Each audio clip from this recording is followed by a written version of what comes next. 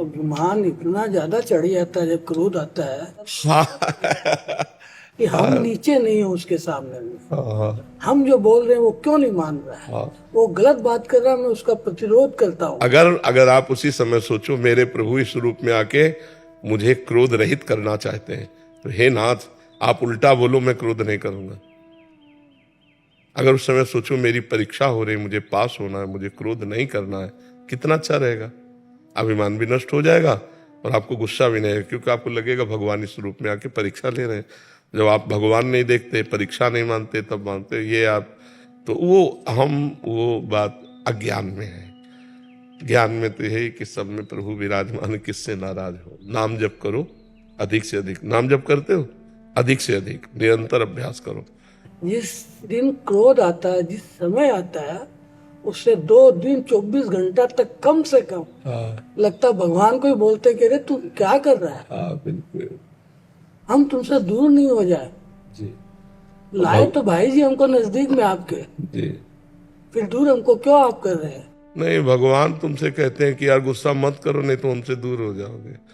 तुम भगवान से क्यों कहते हैं गुस्सा दिलाता है? भगवान कह रहे तू गुस्सा मत कर यार, मेरे से दूर क्यों हो रहा है? तो उनकी भी बात तो सुनो। तुम गुस्सा नहीं छोड़ सकते, भगवान को डांट सकते हो। भगवान पे भी गुस्सा करते हो। विपुल शर्मा जी राजस्थान से। श्री राधे। महाराज जी आपके चरणों में कोटि कोटि प्रणाम। महाराज जी प्रियाजू भगवान श्री हरि के प्रेम का सार है, मूर्तिमान रूप है। तो जब साधक हरि प्रेम पाने की लालसा से साधन भजन करता है, हरि भक्ति करता है, क्या असल में वो अप्रत्यक्ष रूप में श्री राधा रानी की प्रियता पाने की इच्छा करता है? क्या हरि प्रेम के लिए हरि नाम का जप करना, राधा रानी को पुकारना है जीवन मात्र का अंतिम व प्रथम ध्येय भगवत प्रेम स्वरूपा श्री लाडली जू ही है क्या? जाकी रही भावना जैसी, प्रभु मूरति देखी तिन तैसी। भगवान के विविध अवतार हैं, विविध रूप हैं, विविध लीला है, विविध प्रेम की स्थितियां हैं। जैसे श्री कृष्ण दासत्व से जो युक्त है, तो उसका दासत्व का प्रेम ही श्री जी है। श्री कृष्ण सखा भाव से स्थित है, तो उसका सख्य प्रेम ही श्री जी है, समझना होगा। कांता भाव से युक्त है, तो उसका पति भाव ही श्री जी है। वो अपने भाव से जुड़ा हुआ है। जब नवनिवृत्त निकुंज की बात करते हैं तब अलग खेल हो जाता है। ऐसा नहीं कि सबको ऐसा ही करना पड़ेगा, नहीं। अपने आचार्य पद्धति के अनुसार चलेगा तो प्रेम स्वरूपा प्रभु को प्राप्त कर लेगा। हरि और राधा दो नहीं है, कहने को दो हैं, देखने को दो हैं, एक ही है। तो जब हम श्री कृष्ण के दासत्व से युक्त होते हैं तो श्री राधा का जो स्वरूप प्रेम है वो हमारे हृदय में दासत्व भाव से आ जाएगा, वही प्रेम आ जाएगा।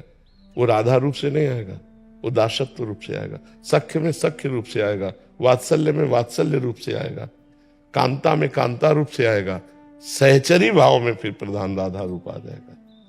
और जो चरम सीमा का प्रेमी होता है, भगवान क्रम बाई क्रम उसे उठाते हुए राधा किशोरी के चरणों में भेज ही देते हैं। जैसे अपने लोग जानते ही नहीं थे कि राधा प्रेम क्या है, भगवान ने, महादेव जी ने हरि के पास भेजा, हरि ने किशोरी जी के पास भेजा। वो क्रम है, वो ऐसे भेज देते हैं। अंतिम प्रेम की परिणति राधा किशोरी जी ही है, जो वृंदावनाधीश्वरी हैं। इनके चरणों की उपासना से महामाधुर्य रस की प्राप्ति होती है। सब रसों के ऊपर विराजमान रस है जो श्रृंगार रस, श्रृंगार का भी माधुर्य रस, माधुर्य का भी महामाधुर्य रस शिव प्रिया जो है जी। नमी जैन जी पंजाब से। राधे राधे महाराज जी। राधे राधे महाराज जी। गुरुदेव आपके चरणों में वंदन। गुरुदेव मुझे लगता है कि मेरे ऊपर श्री जी की अपार कृपा है। मैं सदैव अपने लौकिक कार्यों को ईमानदारी से करने की पूरी कोशिश करता हूँ। क्या इसी तरह अपने कार्यों को करते हुए इस जन्म को मेरा कल्याण हो जाएगा? नाम जप केवल क्रिया से नहीं, योग से। योग तभी होता है तेषाम सतत युक्तानाम भजताम प्रीतिपूर्वकम ददामि बुद्धि योगम तम ये न माम उपयांति ते। क्रियाओं से माया को नहीं जीता जा सकता, भजन से माया को जीता जा सकता है। तेषाम सतत युक्तानाम, सतत माने निरंतर, निरंतर भगवान से जुड़ा हुआ नाम जप कर रहा है इसके बाद जो क्रियाएं कर रहा है वो तदर्पिता अखिलाचारिता, वो भगवान को समर्पित कर रहा है, अब कल्याण हो जाएगा।